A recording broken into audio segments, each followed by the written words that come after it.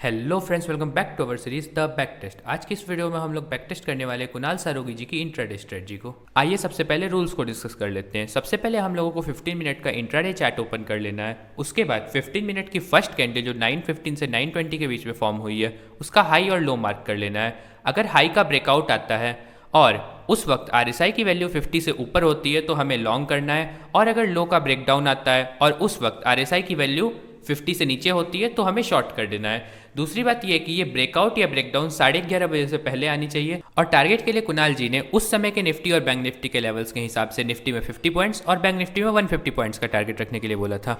जब मैंने इसे परसेंटेज में कैलकुलेट किया तो वो निफ्टी में 0.286% और बैंक निफ्टी में 0.41% का टारगेट आता है। तो हम लोग उसी हिसाब से टारगेट का कैलकुलेशन करेंगे और स्टॉप लॉस हम लोग टारगेट का हाफ रखेंगे।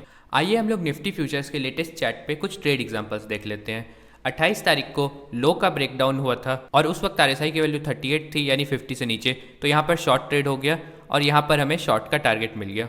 उसके पहले आप लोग देख सकते हैं यहाँ पर ना ब्रेकआउट हुआ ना ब्रेकडाउन हुआ। यहाँ पर ब्रेकआउट हुआ पर RSI की वैल्यू 41 थी तो यहाँ पर कोई ट्रेड नहीं हुआ। और इस तरह से हम लोग एक लॉन्ग का भी एग्जांपल देख सकते हैं। यहाँ पर हाई का ब्रेकआउट हुआ था 17 मार्च को और फिर हमारा टारगेट हमें मिल गया। चलिए बैक टेस्ट रिजल्ट पर चलने से पहले हम लोग इसकी सेटिंग्स को डिस्कस कर लेते हैं।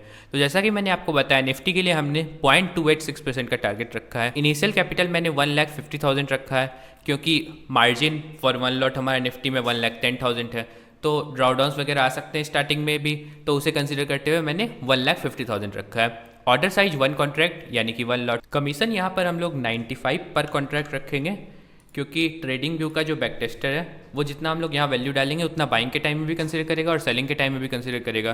तो for 1 lot of Nifty around 190 का कमीशन लगता है, तो हम लोग यहाँ 95 डाल देते हैं तो वो 190 कंसीडर कर लेगा। चलिए हम लोग चलते हैं स्ट्रेटजी टेस्टर पर। तो ये बैक टेस्ट है from 4 August 2020 to the present day which is 28 March 2022। अगर हम लोग ओवरव्यू देखें तो इस स्ट्रेटजी ने 1.5 साल में 17,600 रुपीज़ का प्रॉफिट बनाया है और इस बीच ड्रॉडाउन है अराउंड 25,700 रुपीज़। तो क्या आप लोग 1.5 साल में 17,600 के प्रॉफिट के लिए 25,000 का ड्रॉडाउन रिस्क लेंगे? अगर आपका जवाब है हाँ तो आप लोग इस स्ट्रेटजी को यूज़ कर सकते हैं। अगर आप लोग मुझसे पूछेंगे तो मैं इसे यूज़ नहीं करने वाला हूँ। So this was the back test result in Nifty futures. आइए अब हम लोग इस स्ट्रेटजी को बैंक निफ्टी फ्यूचर्स पर भी बैक टेस्ट करते हैं। यहाँ पर मैंने बैंक निफ्टी फ्यूचर्स का चार्ट ओपन कर लिया है और इसमें बैक टेस्ट करने के लिए हमें कुछ चीज़ें चेंज करनी होगी सेटिंग्स में।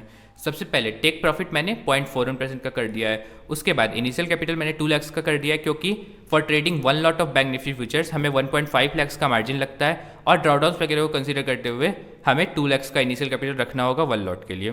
उसके बाद कमीशन मैंने 102 रुपीज़ कर दिया है क्योंकि अराउंड 204 रुपीज़ कमीशन लगता है for 1 lot of bank Nifty, तो 102 बाइंग में 102 सेलिंग में, तो ये 204 हो जाएगा। तो आइए आ जाते हैं बैक टेस्ट रिजल्ट पर। तो ये बैक टेस्ट भी हमारा 4 अगस्त 2020 से लेके आज के दिन तक यानी 28 मार्च 2022 तक का है। अगर हम लोग ओवरव्यू देखें तो इस स्ट्रेटजी ने बैंक निफ्टी पर हमें कुछ भी प्रॉफिट नहीं दिया है, उल्टा इसने हमें लॉस ही दिया है। यानी 1.5 साल में 22,317 रुपीज़ का नेट लॉस है।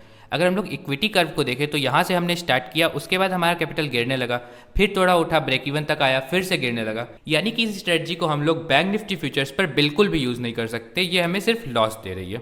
तो जब ये स्ट्रेटजी प्रॉफिटेबल ही नहीं है, ये हमें सिर्फ लॉस दे रही है, तो इसमें अब आगे बात करके कोई फ़ायदा नहीं है। तो इससे हमें ये सीख मिलती है कि चाहे कोई भी यूट्यूबर हो, किसी की भी स्ट्रेटजी को ब्लाइंडली फॉलो नहीं करनी चाहिए। सबसे पहले उसकी प्रॉपर बैक टेस्टिंग होनी चाहिए। उसके बाद अगर हम लोग प्रॉफिट से सेटिस्फाइड हो, उतना रिस्क लेने के लिए तैयार हों, तभी हमें उसे यूज़ करना चाहिए। नहीं तो ऐसा भी हो सकता है कि जिस स्ट्रेटजी को आप लोग यूज़ कर रहे हो, उसे फॉलो कर रहे हो, वो लॉन्ग टर्म में लॉस मेकिंग हो और वो धीरे धीरे आपके कैपिटल को पूरा डिग्रेड कर दे। अगर आपको ये वीडियो अच्छी लगी तो प्लीज़ इसे लाइक कीजिए और अपने फ्रेंड्स के साथ शेयर कीजिए ताकि सब लोग अवेयर हो सके। और फ्यूचर में मैं और भी डिफरेंट यूट्यूबर्स की स्ट्रेटजीज का बैक टेस्ट लाने वाला हूँ, तो चैनल को सब्सक्राइब करके बेल आइकन प्रेस कर दीजिए ताकि आप किसी भी वीडियो को मिस न करें।